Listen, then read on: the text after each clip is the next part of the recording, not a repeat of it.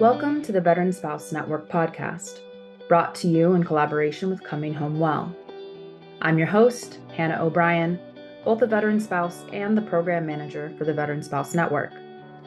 On each episode of our show, I will host different guests to learn more about the stories, unmet needs, and resources available to our military and veteran families. We're the show that's making space for your stories, so that here you know you're never alone. Hello, everyone, and welcome back to this month's episode of the Veteran Spouse Network podcast. This month, we are tackling a tough topic, grief and loss. And while loss is nothing new to this community or any other, during the pandemic, we began to hear a lot more from those who had been widowed from a service member or veteran who were looking for support and not finding it. Too many shared frustrations and added grief from feeling like they were cut off from the military and veteran family community once their loved one had passed. But that was the community they wanted or needed support from the most during that time. Grief and loss are unfortunately relatable to many, but every loss and how an individual copes with that loss is unique, challenging, and painful. In our community, a loved one may have been killed in action, died by suicide, or the grief process may be complicated by all the jumping through the hoops of the DoD and VA processes, trying to navigate burial, death benefits, etc. And they're really not designed to support you. Grief and loss are probably some of the most universal phenomena out there, yet they are highly complex and layered, and they force us to confront feelings we may have never dreamed of and require immense vulnerability to discuss. Which is why I'm beyond grateful that our very own Ashley Craig is joining me to discuss her own journey through grief and loss. For those of you who don't know Ashley, she is our marketing development and training manager and a dear friend. Ashley, many of our listeners may already know you're a veteran spouse, but they may not know this part of your story. So I'd love to give the floor to you to share a little background on why you're talking on this topic today. Yeah, thank you, Hannah. Thanks for having me back. Yes, I wanted to go a little bit more in depth about my story. It's something that over the years has become a little bit easier to talk about. So I'll jump into it. So, little background is so back in 2010, I met my daughter's father, who was also a veteran for the Air Force. He was in for a short period of time but struggled with a lot of mental health. And unfortunately, in 2017, in August, so coming up on 8 years, we lost him to suicide. And so there was a lot of things that I know now as a trainer that I really wish that I could have helped better support him through that process. And so I've kind of, dedicated my passion to really supporting those that are struggling with mental health challenges and crisis situations. Thank you for being here. I think this will be a really helpful topic for people to hear someone be vulnerable about, but I also love that you're our trainer on these topics, so we can also share some good information, education, and resources too. And and on that note, being in this space like we are, we get to hear a lot from people about kind of their beliefs, maybe some of the misconceptions about suicide. And one we hear too often is that people really think, oh, well, it should be obvious. Like it's obvious when someone is struggling. Anyone could be able to tell when someone might be struggling with suicidal thoughts and intervention needs to happen. But we know that's not the case.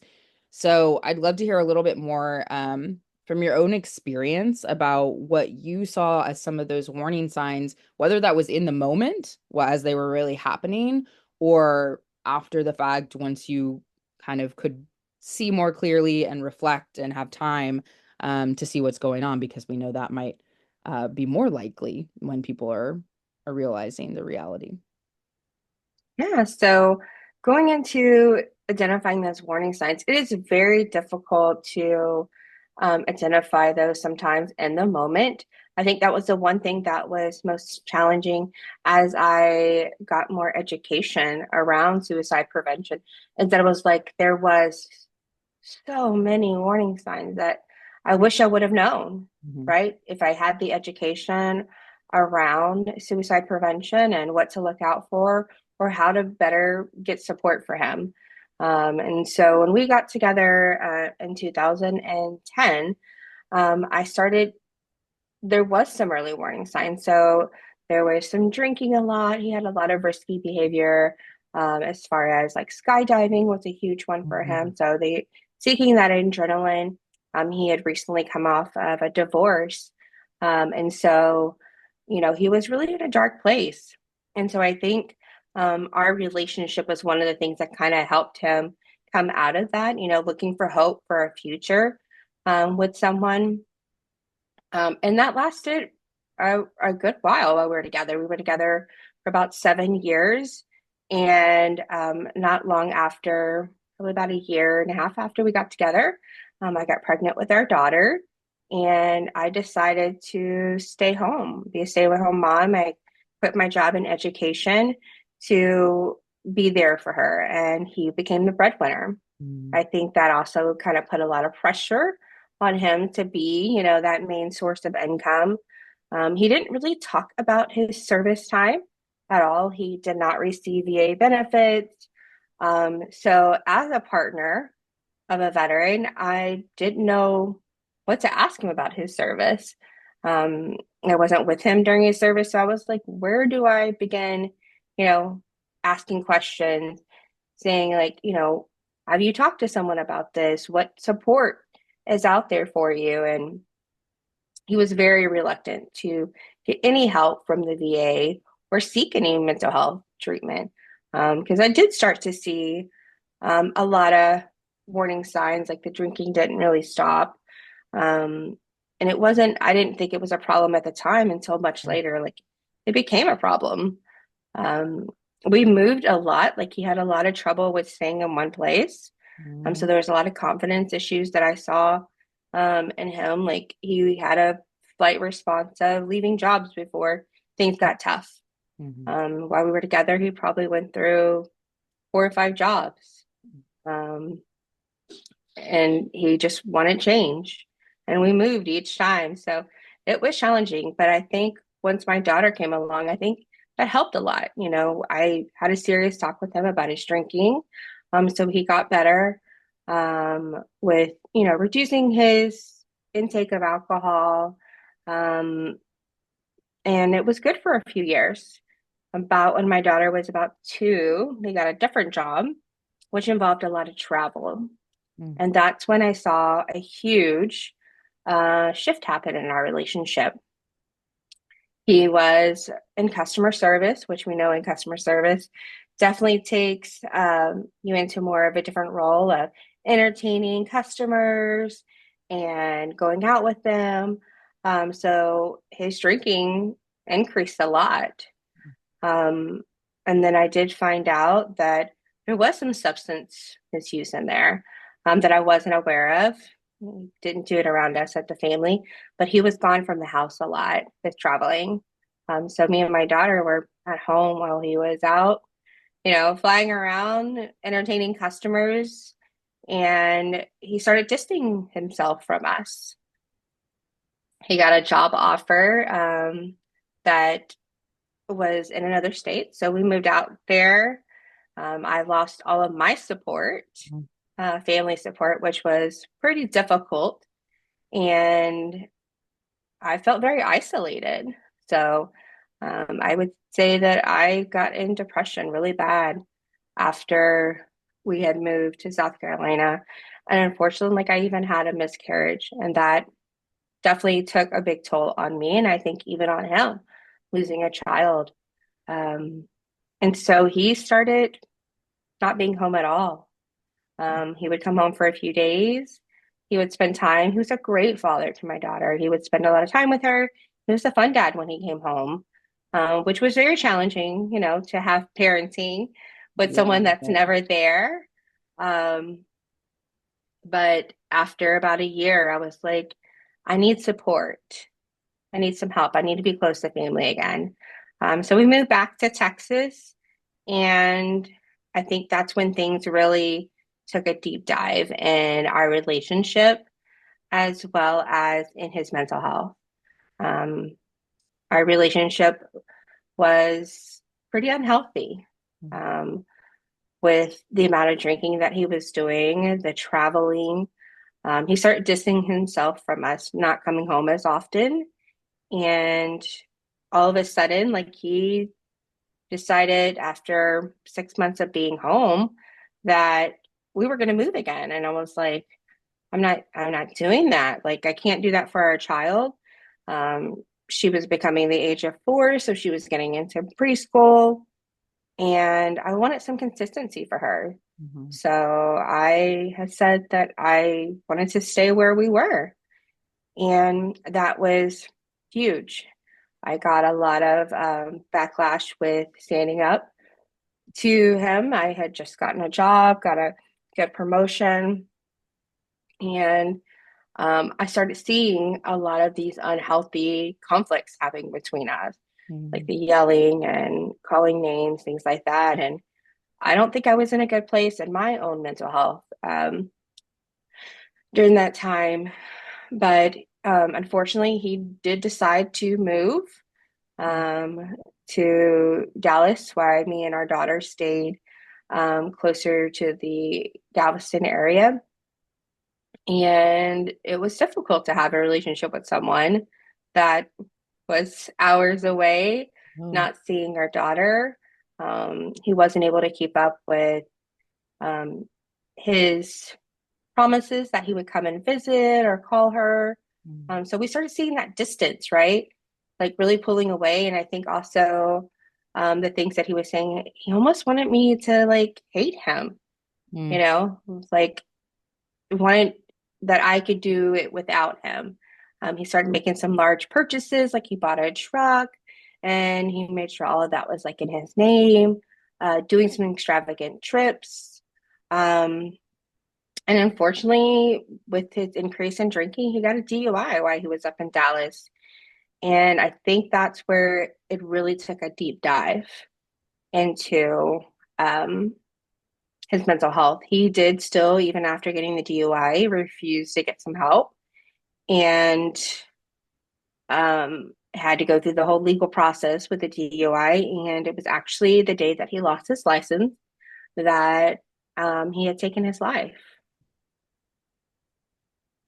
Well, Ashley, I appreciate sharing so much. I mean, I've known Ashley for years, and this is the first time I'm hearing a lot of this. So I really appreciate you being here and opening up.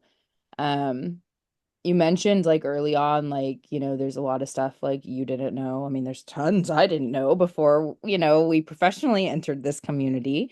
Um, did you ever think that was where this was going? Like that this was something that could happen, or did this really come as a surprise to you? Um, when he was under the influence of drinking and stuff like that, he would make comments like, "You would be better off without me." Mm. And that became pretty like routine. He would say that all the time. Um, I occasionally could get some of the stories of what happened during his service, but that's the only time he would talk about it. And so I didn't even know what to ask, and asked him what support he got while he was in the service. And he's like, you just don't talk about it Mhm. uh, when you're going through that. And so I found it really hard to reach him and be like, let's do counseling. He's like, I'd rather split up than get counseling. Very, very reluctant, which we know is unfortunately all too common for a lot of people, but definitely we see that in our veterans in this community. Uh, that can be especially challenging for the families who are seeing all these things and, you know, looking for those lifelines.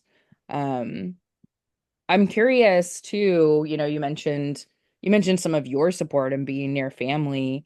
Did he have any support outside of you? Or that was supportive to you, like someone else to be able to um talk to about what you were seeing and trying to get him to seek help or anything like that? Did you have those supports? On I didn't really talk to my family about what was going on. Of course, I was really worried about like that shame of Mhm. talking about how much he was drinking. or the substance misuse that I was finding out that was happening. So I did talk a little bit with his mom about what was happening, and she tried to encourage him to get help, but he really just stopped calling her as well. He wasn't super close with a lot of people in his family. It was really just his mom and his brother. He did have a rough childhood as well. So I think that was also an impact that kind of went into, his depression and um, reasons that he really needed support. And I wish he would have, I say that a lot of time. I wish I woulda, coulda, shoulda. Um, but really reached out to someone. I know he had a close friend while he was up there, and then he was seeing some of those unhealthy, warning signs as well with the drinking and the partying. Um, and eventually, he told me afterwards, it wasn't during, but afterwards he was like, well, I didn't even know y'all were still together. Like he was being unfaithful while he was up there. So that it was definitely a lot to find out in the after process. You found out, I found out a lot that was happening that I didn't know about because I wasn't there because he Yeah. moved. So it's really hard now that I did see that change in behavior. Like all of a sudden, like he was happier that he was up there, he was going to do what he wanted. Um, and he would start canceling trips with visiting our daughter. He was supposed to be coming down every other weekend, and he didn't. Um, and so I'm actually very grateful that I was insistent to go and see him because it had been like 3 weeks since he had seen our daughter. So I drove up to Dallas, and it was actually one of the last weekends we had, the weekend before he passed away. And she got to spend some time with him, and things were great. Like he seemed like he was in a good mindset. Um, with getting the DUI, there were certain stipulations that he wasn't allowed to drink and do things like that. So I did see a shift in his behavior. But knowing now that, that was a huge warning sign, seeing a shift in his mood and his behaviors. Um, so yeah, it was really hard to experience that. But getting into a little bit more about like what happened after, um, I can say that was the most traumatic day of my life. Getting the phone call the night before, I did receive, some text messages from him, saying goodbye and saying that, me and our daughter would be better without him. And I tried calling him, wasn't answering his phone. Ultimately, I reached out to one of his friends up there, and we were able to have a wellness check done. And they did a wellness check, and that's when they had found him, and I got the call that he had died by suicide. Um, it was a very hard day, and a day that I still remember like it was yesterday. I bet. I mean, I'm using this. I think you would want me to do this, right? As an opportunity to say, well, good that you knew to even that wellness checks were a thing, right? So if you don't know that, everyone listening, like if you're worried about someone and you're not able to check on them, um, get someone to do. There are professional people who will do a wellness check. Um, I don't know. Do you know much about that process? Like, Um, um, so all you do is you're not gonna call 911, you'll just call like a local sheriff's office or police station and ask if it's possible that they can do a wellness check. You are concerned about someone with their mental health, and you think that there can be a potential that they are in danger um, of hurting themselves, and they'll send out a sheriff or constable to the residence and check on the person. I would encourage, if you are concerned, sending that person out because you never know what you're going to find. And you definitely don't want to be the one that finds that. It could be pretty traumatic. So I'm glad that That was a they good. were the ones that discovered that versus, another friend or family member. That's a really good point too, is it creates some of that distance and separation for you and for them. Like even if, they are okay, they're not in a good place, that's why you're doing it. And it might be, I don't know that receptive is the right word, but that could help that it's an external person, intervening in that moment. Um, so you mentioned a little about his family. And I know from us talking and just from what right, grief is very individualized. And if you get nothing else from this, conversation, I hope people understand that, right? The way that I grieve is not the way that Ashley grieves, is not the way that, somebody else grieves. And I may grieve one way for one loss and a different way for a different loss. Um, and so we can't read each other's minds on that. We're surrounded by other people who are also grieving the loss in their own way, and that can be really complicated. So I'd love to hear just a little bit more about your experience and how um what happens next, like for you, and how that journey was. At that point, you're also a mom, and you're also having others in your life, trying to support or not, or grieving the loss, and I'm sure it was complicated. So what would you like to kind of share with us about what happened afterwards and how that experience was for you? Yeah, I could say the afterwards was the most challenging part, which was, losing someone we cared about very much.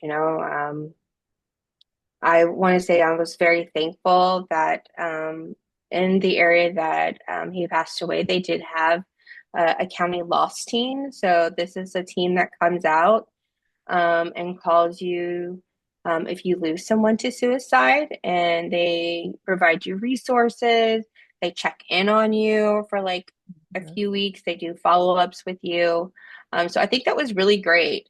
Um, we went to the loss team facility when we went up there, and we got to talk to other families that had recently lost loved ones to suicide as well. And one of the questions that they asked me, they're like, thinking about losing someone, to suicide, how do you feel like this is going to impact you? And I had mentioned, like, I want to see how I can take this traumatic event and turn it around and educate others um, about like how to support someone that was going through crisis. And felt like I should have done more at that point, and I started feeling a lot of that guilt and shame about what I should have done, and how I could have helped, what I noticed. You don't see it until afterwards. You're like, man, there were so many warning signs that I should have noticed. I should have insisted he got help, right? And you can, that saying, you can take a horse to water, but you can't make them drink. That's Yep. like with anyone that's struggling with mental health, right? You can encourage, you can provide the information to get help, but that doesn't mean that they're going to. Um, I had a different stage of grief than some of his family members. I became a single mom, in a one income family, so that was a huge shift. We didn't really talk about benefits that he had left over. Like we didn't have those conversations, which now like it's so important to know like, hey, what is the benefits out there? What are those retirement funds? Like how can I get support and financial support after you lose someone to suicide? So I did reach out to the VA and try to file claims with, because he was diagnosed with PTSD, and see if we can get some support through there. But unfortunately, that was a very difficult process. Getting an advocate to request records and try to determine if it was service connected, right, to his mental health. But unfortunately, there wasn't the documentation while he was in service to connect him to being a service connected death. So we weren't able to get any of those benefits. So it's really hard to prove that. And then I think the hardest part was the grief between his was losing a child and mine was losing a partner. We were at two different stages of grief during this time. And so that saying, hurt people, is so true. I think that made my journey a little bit more difficult instead of coming together. Like I was at the anger stage for a long time. I was upset about it, that he had left his daughter and left us. And his mom had lost a child. And at the time, I couldn't really understand that. Um, and you kind of like turn off those emotions. The first thing I did was like, I'm going to get some help for my daughter and myself. So I checked all those boxes. Like I went to counseling, I went to grief share, but I never felt like those were the most appropriate places for me. Like I had a lot of shame behind telling someone I lost someone to suicide, and then guilt, like that I was responsible. I should have done more. I should have called that night. There's just lots of things that I still struggle with even to this day, that maybe trigger a lot of memories from that traumatic event. And I wish I had a community because, he didn't reach out to the VA. So I wasn't connected to a military community to talk to other people that had maybe experienced similar situations with their veterans. And I didn't have that community, not until much later, that I found that community here, with the Veterans House Network to share my story. And that helped tremendously because I was like, man, I'm not the only one that dealt with this. Like, it helped me feel like, like I wasn't crazy, that, someone else had experienced many things that he had shown during our relationship. But, even checking all those boxes, I got counseling for myself, for my daughter. I didn't process that grief, you know? I made sure I did everything I was supposed to do. I put her in counseling. I made sure I educated her and remembered him on birthdays and anniversaries. But at a certain point, it started getting very difficult to celebrate those. I was reminding my daughter was 4 years old when he passed. It was actually 2 weeks before her birthday.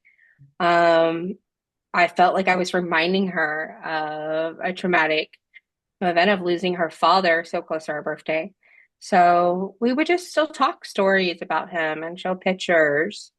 But his mom, I think, struggled the most with it, with the guilt.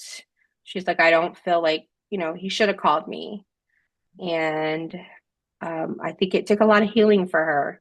So encouraging her to seek mental health was really important.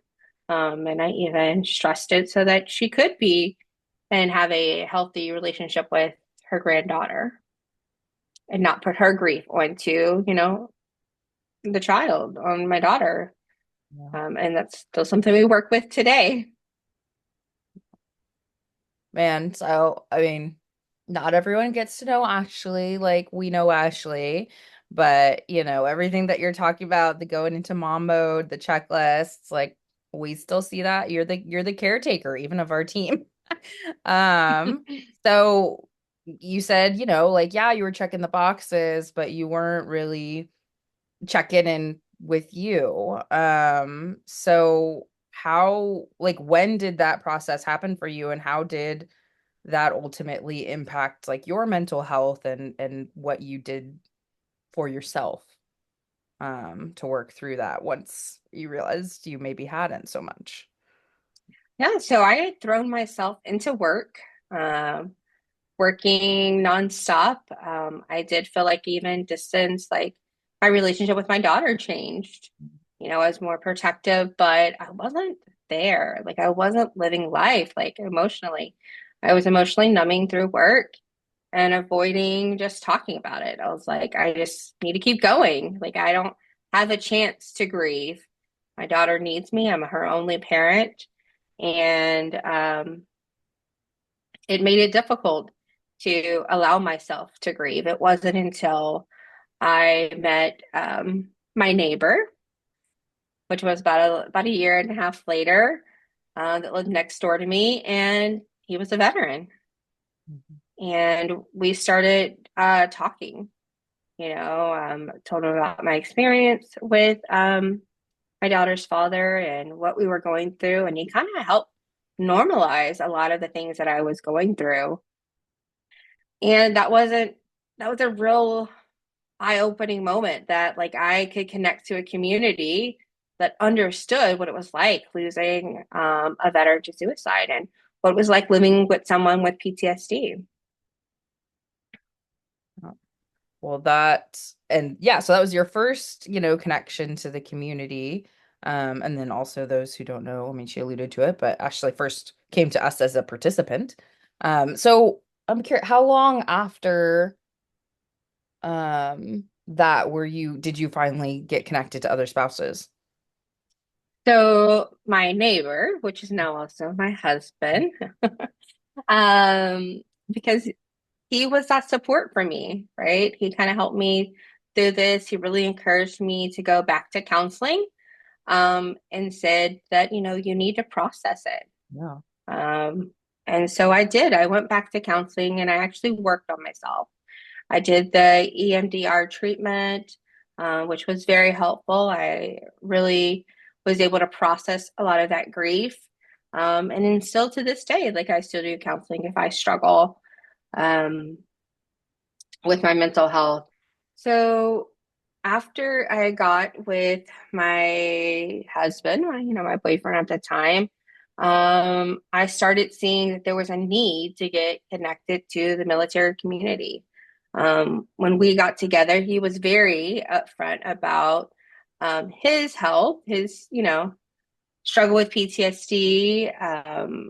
He wanted me to know like all the benefits with the VA and encouraged me to talk to others. And so I think we finally moved in together. I think it was about 2 years after we had gotten together and got married that I didn't want the same thing to happen in this relationship. I wanted to be prepared and understand what it was like living and loving a veteran. So I reached out through counseling. It was my counselor that was a leader for the Veteran Spouse Network. And she was like, you should really check out, the peer support groups. It's great, it's impactful. It'll really help you understand other spouses and partners and what their journeys are and how to help your veteran, but also help yourself, right? Sharing your story is a part of processing trauma. And it wasn't later on that I understood that. Yeah. I didn't talk about it a lot. It was very difficult. It was very triggering to talk about the story of losing someone to suicide because of that stigma that you have. But sharing that story is honestly what helped Mhm. to others. I started reaching out to other organizations and people that had lost loved ones to suicide, and I started becoming that support system for them as well. Yeah. Like I'd be like, do you want someone to talk to? And I wanted to normalize like where they were going through and help them through their journey. So like I'm like, hey, did you get out of bed today? And they're like, yeah. I was like, hey, then you're surviving, right? Letting them know that it's a hard journey, but it takes time to process their grief and get through this. And they would ask, what I did with filing claims, and I would talk to them about that or Social Security or 401k, like just what I had to do. Yeah. And I felt like I was giving back to the community that have lost loved ones to suicide. So that was a huge um, thing that kind of like helped me through my grief was sharing my story and helping others. Yeah, and for any of our listeners who don't know, Ashley leads all of our training related to suicide prevention that we're doing quite a bit of now. Um, so did you feel like that was just like a natural extension of like trying to find those ways to give back? And then like what does that give you being able to equip people with the skills that maybe you feel like you didn't have back then and you could have benefited from? Um, I love helping others identify what those warning signs are. Like, I want someone else to understand what it looks like so that it can save a life. Mhm. Like the things that I wish I would have known, maybe it would have made a difference, but I'll never know, right? But telling people that, these are the things to look out for, and that understanding where you are in your own mental health journey can impact you seeing those warning signs. So share it with friends and family. Let them know what the warning signs are if you're concerned so that they can be on the lookout and it's not just you. Because sometimes that can be difficult, especially if you do have a, unhealthy relationship, and you're going through your own mental health challenges, that you share with them that, hey, this is what to look out for. Um, Here's the ways to get help. Maybe, find that support system. Finding a support system, I think, is huge so that you're not that one all be all for your loved one that may be struggling with suicidality. Yeah, and that's something as we've delved into offering more suicide prevention training, Lethal Means kind of exploring what really is supporting or what best equips people to identify and intervene. This is stuff that just if you're wondering, would I really benefit from that? I don't really have anyone in my life struggling. Like you may not know. We went to, I don't think I even told Ashley this. We were at a suicide prevention conference last week, and they had this really cool comedy troupe, called One Degree of Separation, where they bring comedians on to talk about struggling with depression and suicidality in a very raw, format. And the guy who created it said he called it 1 degree of separation because you've heard like 6 degrees of separation, where like if you don't know somebody who's X, you know somebody who knows somebody. And he was like, that's not true with mental health and suicide. You know somebody. You know somebody who's struggling. You may not know that they're struggling, but you know somebody who's struggling.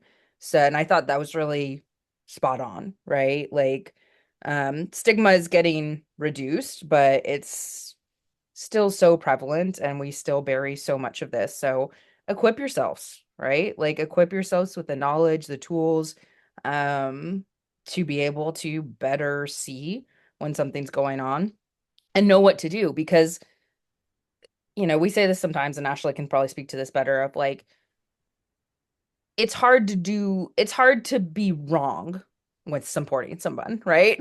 Like wrong is not trying. But I was curious, Ashley, on that note, I think, because, someone may say, oh, this isn't, they may still be trying to figure out, is this relevant to me? And it is. The answer is yes, it is. Whoever you are, whatever situation you're in, it's relevant to you. Um, So whether it's supporting someone who is struggling with suicidality or supporting someone who has lost a survivor of someone of a loss, what would you say are like the best things? And knowing that it is personal, individualized, what are some of the things that are most supportive, and what are the things that maybe you experienced that weren't so supportive that maybe we should just steer clear of? Yeah, so let's go into the things that weren't supportive. I think the biggest thing for me, is I constantly got asked, "Are you okay?" Mhm. And I'm like, well, I mean, do you want me to be honest? Mhm.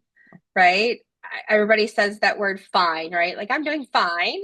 Mhm. And we know fine does not mean that they're doing good. Um, so asking more, right?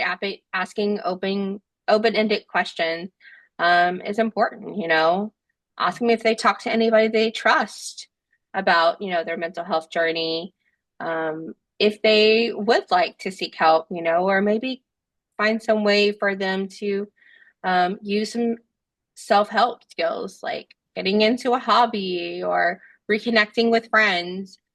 But if you start seeing someone distancing themselves from you, maybe they're not replying to text. Maybe they're not coming to, outings with you anymore. Maybe they're isolating, you know, and you don't see them, commenting or being themselves anymore, like when you're out. Even just hygiene, right? Like just see Yeah. that it's different. And you're like, man, they don't look good. Like something's gone on. Ask. I mean, a lot of times, people that are struggling with suicidal thoughts and behaviors are suffering in silence, right? It's happening no matter if you ask or not. Right. Um, and so ask them more about what's going on, you know, using that I statements like, I'm concerned about you. Like, I'm starting to notice this. I think that really changes that perspective for someone. Like, people do care Mhm. about you and they want you to be okay. They want you to seek help. So, I mean, I've learned like to just ask, Mhm. right? And if you are truly concerned, practice, asking someone, are you thinking about suicide? Are you thinking about killing yourself? It's okay to ask. You're not going to plant that idea. There's so many, misconceptions around asking the questions like, man, I'm going to make them think about it. No, if you're not asking, that doesn't mean they're not thinking about that, right? Sometimes it lets it come to light. Um, it brings it to the forefront, gives them the opportunity to share, you know what? Yeah, I have been thinking about that. I've been thinking, not waking up the next day. And everybody would be better off without me. You never know what they're going to say. So prepare yourself, right? For when they do say and be supportive. Be like, you're not alone in this journey, and I'm here to support you. Um, I Yeah, think that was, gosh, huh? no judgment, I think, is huge. Yeah, the no judgment is huge, right? Letting them just share, and not problem solve, Mhm. right? I think that's the biggest thing when, you're talking to someone and you're checking in on them is you're trying to problem solve and fix their problems. And that's not going to help them because they're not always going to be there. So giving them the tools, to help themselves and to be there to work together to come up with a solution. It has more buy-in for that person that's struggling, that, what the next time you're not there, that they can know how to reach out for that support. Right, because no one can be the only lifeline. That's not helpful to the person that's struggling, and it's certainly not helpful to the person who's the only lifeline. And that's something too important to remember. If you feel like you're in that position, like you gotta you gotta look out for you too. Because it's great to it's important to know these skills, um and feel confident in them, but when you're using them, and especially if you're using them with someone in your life that you love, um that's hard, on the individual who loves them. So taking care of yourself too. And so we've kind of been talking loosely about some of these resources that are out there, but what are resources that you want to make sure people know about, whether that's they're trying to become more educated to be able to notice warning signs and know what to do, or if they have lost someone to suicide, how they can support themselves? What's good that they should tap into? So I would say the best training that I've received, and now I'm a trainer in, Yeah. is the mental health first aid. Mhm. I love that it is digestible language. It's easy tools that you can use. You talk about those warning signs. You talk about how to talk to someone. that you're concerned about, what to look out for. What are those early warning signs, right? And then when does it become a crisis situation? So it really breaks it down to be able to approach someone and to assess the situation. Like, I really think they need to get some help. Um, how can I better support them? So I really love how that training breaks it down for you and easy to, you know, follow this action plan and know that you're supporting someone. And then the other thing would be, um, it's really just education, you know, like learning about what supports are in your area. Mhm. Your local mental health authority is great. So that would be like our first one. But I know for the military and veteran community, TAPS is another one. So they reach out and they have peer support groups, because normal grief support, talking about that postvention, um, you don't always feel like you fit in, Mhm. when you're a normal group. So talking to someone that has lost another person to suicide, is helpful, right? It makes you understand your journey and where you are. And I think the more I talk about my story, the more that I get to process the grief around my own loss. And don't be afraid to ask for help. I would say that's my big takeaway from today. And I hope all of y'all, that's listening knows that someone close to you may need help. Someone close to you may need help. Don't be afraid to talk to them. Don't be afraid to equip yourself. I mean, I would say too, there's, especially as we've gotten more in this space, there is a lot out there. There are, especially in suicide prevention community generally, but even within the military veteran community, there are a lot of training. So, yeah, we're big proponents of mental health first aid because we've actually explored so many of these. And I personally don't think you can have too much suicide prevention training. So if you're curious, take different ones.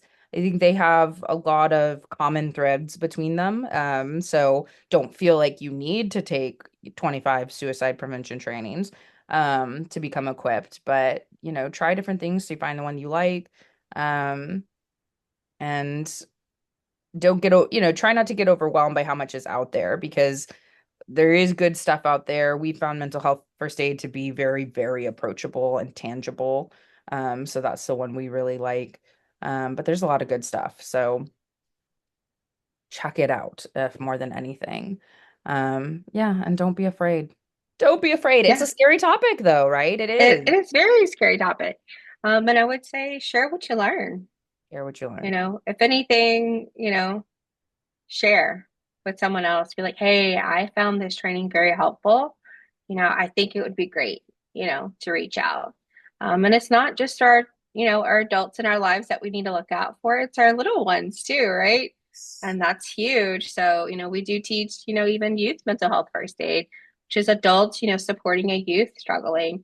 So I would say, figure out how you can help save someone's life by just asking a question. That's all it takes sometimes, and that's so powerful. And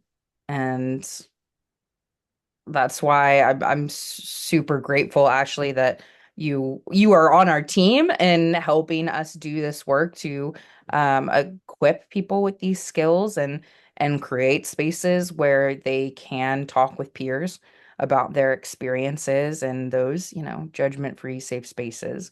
Um, that's critical because it's a very unique situation, whether you're in this military veteran community or not. And there is still so much, I hate saying the word stigma over and over again, but there is still so much discomfort or whatever. People don't know how to talk about it or react to it or support people. And so just get out of that, like that's what we want to encourage people to do is become educated, become equipped, and talk about it. Your story is your own, and I'm so grateful, Ashley, that you came on and were willing to share your story with all of our listeners. I know that will be so impactful. So I'm just really grateful for you being on our team and doing the work that you do, but also, being a part of this community and being willing to support others through sharing your story. So thank you so much for being on here and talking through this with us today. I appreciate you. I know our listeners appreciate you, and we'll learn a lot from today. I just wanted to kind of, if there's anything else you wanted to leave with, I think we've done a lot of good, wrap ups and important, but anything else you want to just share with people before we close out today? No, I want to thank you, Hannah, for allowing me to share my story. And I hope that this does, touch someone else, and makes them think, hey, maybe I am concerned about a loved one. What can I do to better support them? And we're here, the Veteran Spouse Network, we're here to listen. We don't support just spouses, we support the family members. And if you want some support, reach out to us. We're here to listen. And if you want to talk specifically to me, definitely email us and I'll reach out. I'll be happy to support you as well. Like, you're not alone in this journey. And that's what I love about the Veteran Spouse Network, is that we are a community and we're here to listen. Perfectly said. Well, thank you, Ashley, and thank you guys for listening. We will see you next month. Thanks again for joining us on the Veteran Spouse Network podcast, brought to you in collaboration with Coming Home Well. We thank you for listening today and hope today's session left you feeling a little more connected or gave you some insight into the experiences of our military and veteran families.